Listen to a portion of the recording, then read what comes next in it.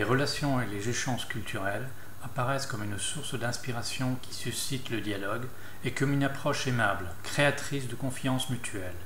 Elles nous permettent d'abattre les barrières de méfiance et d'éloignement soulevées par une situation de pandémie comme celle que nous subissons en ces jours.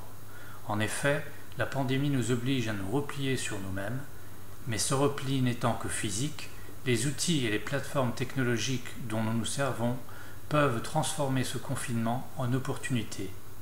Il s'agirait d'une opportunité dans le sens que ce repliement nous offre une disponibilité que nous n'avions pas auparavant pour écouter et regarder au dehors, physiquement isolés, mais émotionnellement et spirituellement raccordés à l'extérieur. Plus le confinement s'avère rigide et strict, et plus vastes et plus diverses devraient être nos liens culturels. Et ceci parce que la culture et les relations culturelles internationales nous aident à renforcer le sentiment et la conscience de partager des valeurs communes, ce qui permet et entraîne l'entente mutuelle, l'empathie et la résilience face à la pandémie, aux menaces globales et les nationalismes d'exclusion. Pour tout cela, la déclaration lancée par EUNIC se montre juste en soulignant la nécessité d'initiatives transnationales qui peuvent relier les artistes et les professionnels au-delà des frontières pour que les échanges et le dialogue interculturel puissent fleurir.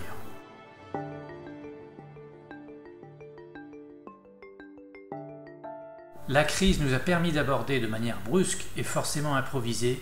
un nouveau modèle de travail, de communication et de gestion de contenu numérique, dans notre cas culturel et éducatif,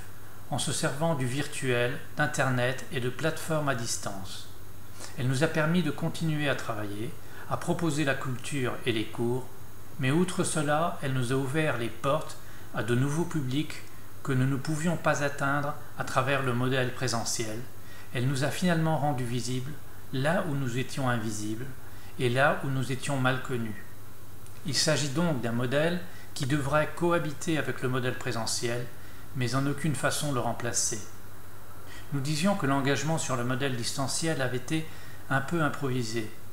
J'oserais même dire qu'il est bien possible que si certaines mesures prises au début du confinement auraient dû être planifiées, évaluées, négociées et approuvées au consensus, nous ne serions jamais arrivés si loin et en aucun cas à temps.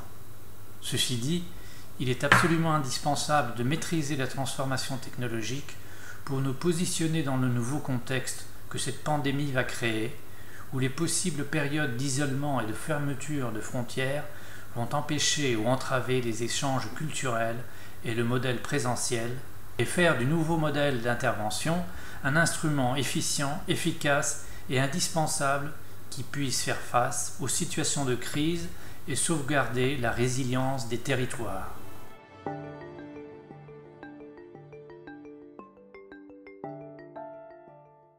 Pour faire face aux successives crises économiques et internationales et à la transformation du modèle d'enseignement des langues étrangères et de la gestion culturelle qui a soutenu notre activité au cours de nos 30 premières années d'existence,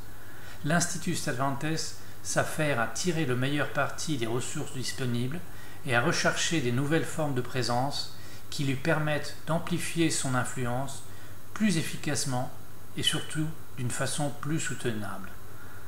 La croissance ne peut plus se faire en ajoutant au réseau des nouveaux centres bien placés dans les villes, dans des immeubles au loyer élevé, avec un grand nombre de salles de cours, de grandes bibliothèques, des salles de conférences et d'exposition. Il s'agit d'un modèle insoutenable et qui s'avère bien peu réaliste. C'est pourquoi il est temps de partager, de mettre en commun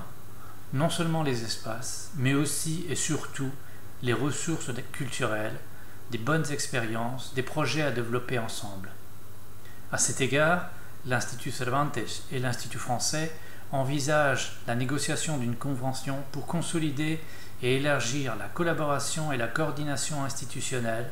qui permettent, entre autres, l'utilisation efficace des ressources qui puissent être mises en commun.